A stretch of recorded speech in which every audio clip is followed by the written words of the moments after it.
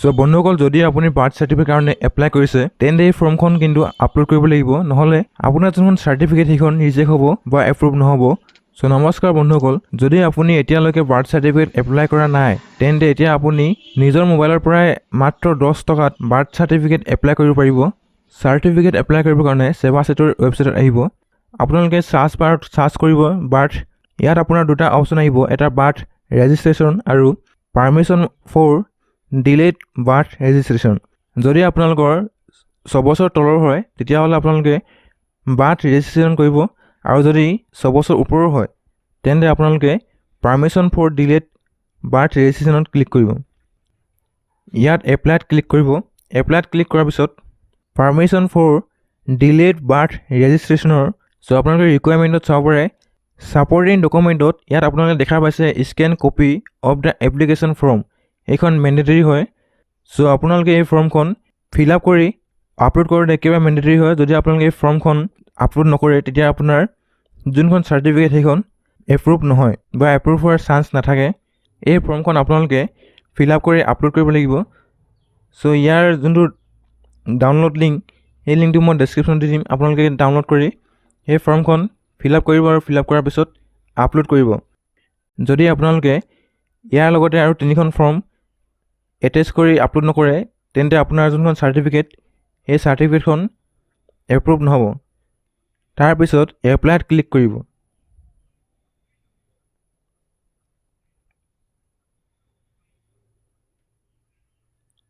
এপ্লাইত click কৰাৰ পিছত এনেকৈ আপোনাৰ এখন পেজ আহিব। এই চিটিজেনত ক্লিক কৰি আপোনাৰ যোনটো মোবাইল নম্বৰ সেই মোবাইল নম্বৰটো টাইপ কৰিব, আৰু মোবাইল নম্বৰ টাইপ কৰাৰ পিছত কেপচাটো এণ্টাৰ কৰি চেণ্ড OTPত ক্লিক কৰিব।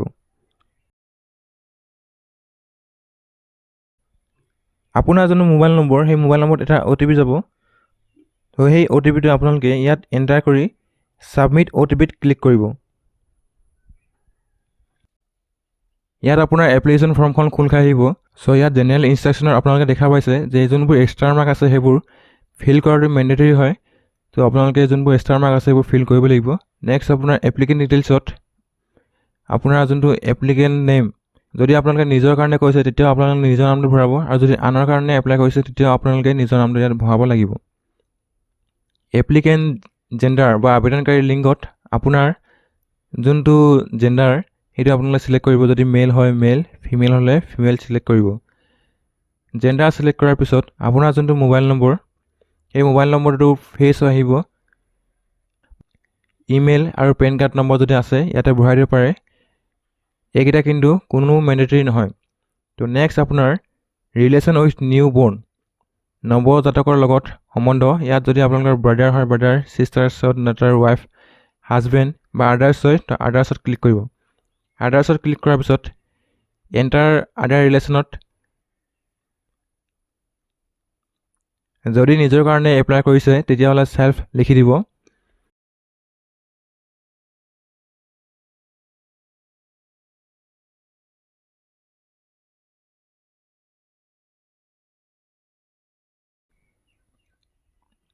তাৰপিছত নিউ বৰ্ণ ডিটেইলছ ফিল কৰিব লাগিব। নেম অফ দ্য নিউ বৰ্ণত আপোনালোকৰ যোনজন এপ্লিকেণ্ট, যদি আপুনি আন কাৰোবাৰ কাৰণে কৰি আছে তেওঁৰ নামটো ভৰাই দিব, যদি নিজৰ কাৰণে কৈছে নিজৰ নামটো ভৰাই দিব। তাৰপিছত ডেট অফ বাৰ্থ চুজ কৰিব। ডেট অফ বাৰ্থ চুজ কৰাৰ পিছত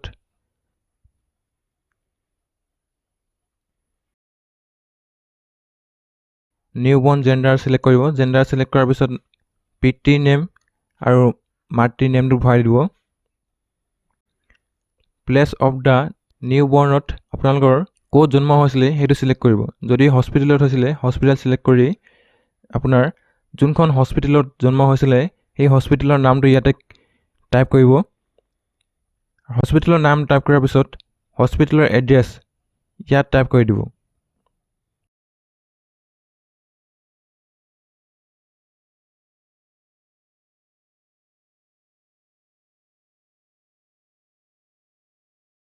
ৰিজন ফৰ বিং লেট, পলম হোৱাৰ কাৰণ ইয়াতে আপোনালোকে টাইপ কৰি দিব লাগিব। যদি হাউচত হৈছিলে তেতিয়াহ'লে হাউচ চিলেক্ট কৰি ঘৰৰ এড্ৰেছটো ইয়াত টাইপ কৰি দিব। ঘৰৰ এড্ৰেছ টাইপ কৰাৰ পিছত আপোনাৰ পলম হোৱাৰ কাৰণটো ইয়াতে টাইপ কৰি দিব। তাৰপিছত আপোনালোকৰ আদাৰ ডিটেইলছ ইয়াত ষ্টেট ফেচ হৈ আহিব। তাৰপিছত আপোনালোকে ডিষ্ট্ৰিক্ট চিলেক্ট কৰিব, আপোনাৰ যোনখন ডিষ্ট্ৰিক্ট চিলেক্ট কৰাৰ পিছত যোনটো চাব ডিভিজন বা মহকুমা, এই মহকুমাটো চিলেক্ট কৰি ল'ব। মহকুমা চিলেক্ট কৰাৰ পিছত আপোনালোকৰ চাৰ্কেল অফিচ বা চক্ৰ সেইটো চিলেক্ট কৰি ল'ব। আপোনাৰ যোনটো চক্ৰ সেইটো ইয়াতে আহি যাব, আপোনালোকে চিলেক্ট কৰিব। চিলেক্ট কৰাৰ পিছত আপোনাৰ ভিলেজ বা টাউন নেম, যদি গাঁৱত থাকে গাঁৱৰ নামটো ভৰাই দিব আৰু পিন কোডটো ইয়াতে আপোনালোকে এণ্টাৰ কৰিব। সকলো এণ্টাৰ কৰাৰ পিছত ছেভ এণ্ড নেক্সটত ক্লিক কৰিব আৰু চিয়ৰত য়েছ কৰিব। নেক্সট আপোনাৰ এনেকৈ ডকুমেণ্টছ আপলোড কৰিবৰ কাৰণে এটা পেজ আহিব। ইয়াতে আপোনালোকে আপোনালোকৰ যোনবোৰ ডকুমেণ্টছ সকলো ৰেডি কৰি থ'ব আৰু আপলোড কৰিব। প্ৰথম ডকুমেণ্টছত আপোনালোকৰ ৰেজিষ্টাৰ হস্পিটেল গভাৰ্ণমেণ্ট বা প্ৰাইভেট চাৰ্টিফিকেট ৰিগাৰ্ডিং বাৰ্থ অৰ এজ প্ৰুফৰ কাৰণে এখন ডকুমেণ্টছ আপলোড কৰিব লাগিব। যদি আপুনি হস্পিটেলত জন্ম হৈছিলে তেতিয়াহ'লে আপোনালোকৰ জন্ম হোৱাৰ পিছত এখন চাৰ্টিফিকেট দিয়ে ইয়াতে আপলোড কৰিব লাগিব, যদিহে আপোনালোকে হস্পিটেলত জন্ম হৈছে। যদি আপোনালোকে ঘৰত জন্ম হৈছে তেতিয়াহ'লে আপোনাৰ কোনো চাৰ্টিফিকেট নাথাকে, কিন্তু আপোনাৰ আধাৰ কাৰ্ড বা পেন কাৰ্ড য'ত আপোনালোকৰ এজটো মেনশ্যন আছে সেই কাৰ্ডখন আপোনালোকে ইয়াতে আপলোড কৰিব লাগিব। আপলোড কৰিবৰ কাৰণে ব্ৰাউজত ক্লিক কৰিব। নেক্সট আপোনালোকৰ স্কুল চাৰ্টিফিকেট বা এডমিট কাৰ্ড যদি আপোনালোকৰ 6 বছৰ ওপৰো হয়, নিজৰে হওক বা পেৰেণ্টৰে হওক, ইয়াত আপোনালোকে আপলোড কৰিব লাগিব। তো চিলেক্ট কৰি আপোনালোকৰ যোনখন স্কুল চাৰ্টিফিকেট বা এডমিট কাৰ্ড ইয়াতে আপলোড কৰি দিব। তাৰপিছত ইয়াত এফিডেভিট আপলোড কৰিব লাগিব, মেজিষ্ট্ৰেটৰ চাইন থকা এফিডেভিট আপলোড কৰাৰ পিছত এনি এটা ডকুমেণ্টত আপোনালোকে এই ফৰ্মখন আপলোড কৰিব লাগিব। পলম হোৱা জন্ম পঞ্জীয়নৰ অনুমতিৰ বাবে আবেদন, এই ফৰ্মখন আপলোড কৰিব লাগিব।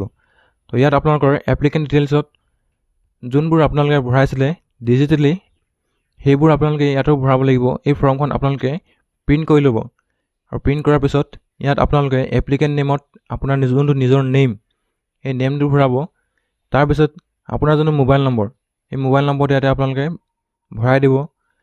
মোবাইল নম্বৰ ভৰোৱাৰ পিছত আপোনালোকৰ ৰিলেশ্যন নিউ বৰ্ণৰ লগত যদি নিজৰ কাৰণে কৰিছে তেতিয়াহ'লে আদাৰ্ছ দিব, আৰু যদি চ'ন ছিষ্টাৰ হয় তেতিয়াহ'লে আপোনালোকৰ যোনটো হয় সেইটো চিলেক্ট কৰিব।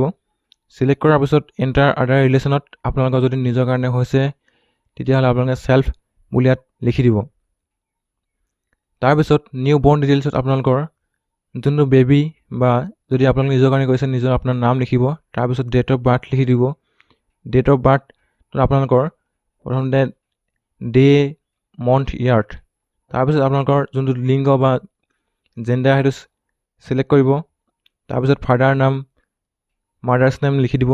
নেক্সট আপোনালোকৰ জন্ম হোৱা স্থানটো ইয়াতে টিক মাৰ্ক কৰিব। যদি হস্পিটেল হৈছিলে হস্পিটেল আৰু হস্পিটেলৰ আপোনালোকৰ এড্ৰেছ ভৰাই দিব। যদি ঘৰৰ হৈছিলে তেতিয়াহ'লে আপোনালোকে ঘৰৰ এড্ৰেছ ভৰাই দিব। পলম হোৱাৰ কাৰণ, এই কাৰণটো আপোনালোকে ইয়াতে লিখি দিব। লিখাৰ পিছত আপোনালোকৰ সকলোবোৰ লিখাৰ পিছত ইয়াত আপোনালোকৰ এপ্লিকেণ্টৰ এটা ছিগনেচাৰ মাৰি দিব। যদি আপোনালোকে নিজৰ কাৰণে কৰিছে তেতিয়াহ'লে আপোনালোকৰ নিজৰ এটা ছিগনেচাৰ ইয়াতে কৰি দিব। ছিগনেচাৰ কৰাৰ পিছত আপোনালোকৰ পলম হোৱা জন্ম পঞ্জীয়নৰ আদেশ এই পেজটোতো আপোনালোকে ফিল আপ কৰিব লাগিব। তো ইয়াত আপোনালোকে আপোনালোকৰ ষ্টেট আছাম, তাৰপিছত আপোনাৰ ডিষ্ট্ৰিক্টৰ নামটো লিখিব। ডিষ্ট্ৰিক্টৰ নামৰ পিছত চাব ডিভিজনৰ নামটো লিখিব, চাৰ্কেল অফিচৰ নামটো লিখিব, আপোনালোকৰ যোনখন ভিলেজ তাৰ নামটো লিখিব, পিন কোডটো ভৰাই দিব। ছাপৰ্টিং ডকুমেণ্টত এই ফৰ্মখনৰ লগত গাঁওবুঢ়াৰ এখন চাৰ্টিফিকেট, লেগেচি ডাটা আৰু আপোনালোকৰ পেৰেণ্টছৰ ভোটাৰ কাৰ্ড, পান কাৰ্ড বা আধাৰ কাৰ্ড যিকোনো এখন চাৰ্টিফিকেট এটেচ কৰি PDF ফাইল এটা বনাব আৰু এই PDF ফাইলটো আপোনালোকে আপলোড কৰিব। ডকুমেণ্টছ আপলোড কৰাৰ পিছত আপোনালোকে ছেভ এণ্ড নেক্সটত ক্লিক কৰিব। ইয়াত আপোনাৰ এপ্লিকেশ্যনৰ প্ৰিভিউ আহিব, এইবোৰ আপোনালোকে ভালকৈ চাই ল'ব। চোৱাৰ পিছত যদি আপোনালোকৰ কিবা ভুল আছে এডিটত ক্লিক কৰি আপোনালোকে এডিট কৰিব পাৰে। তাৰপিছত আপোনালোকে মেক পে'মেণ্টত ক্লিক কৰিব। মেক পে'মেণ্টত ক্লিক কৰাৰ পিছত আপোনাৰ যোনখন পে'মেণ্ট গেটৱে সেইখন খোল খাই আহিব। পে'মেণ্ট গেটৱেত ক্লিক কৰিব। পে'মেণ্ট গেটৱেত ক্লিক কৰাৰ পিছত এক্সিছ AGPay চুজ কৰিব। চুজ কৰাৰ পিছত এগ্ৰী কৰিব আৰু প্ৰচিড ফৰ পে'মেণ্টত ক্লিক কৰিব।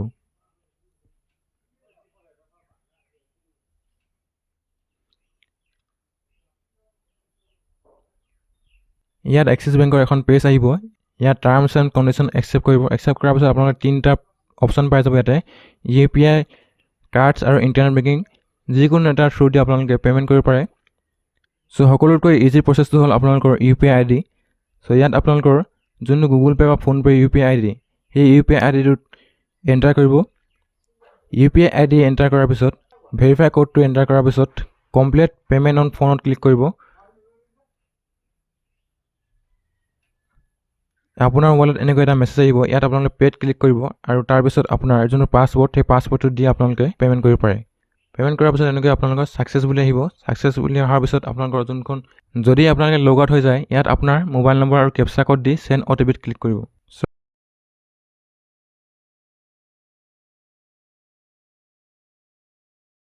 আৰু আপোনাৰ মোবাইলত এটা OTP যাব আৰু OTPটো ইয়াত এণ্টাৰ কৰি ছাবমিট OTPত ক্লিক কৰিব।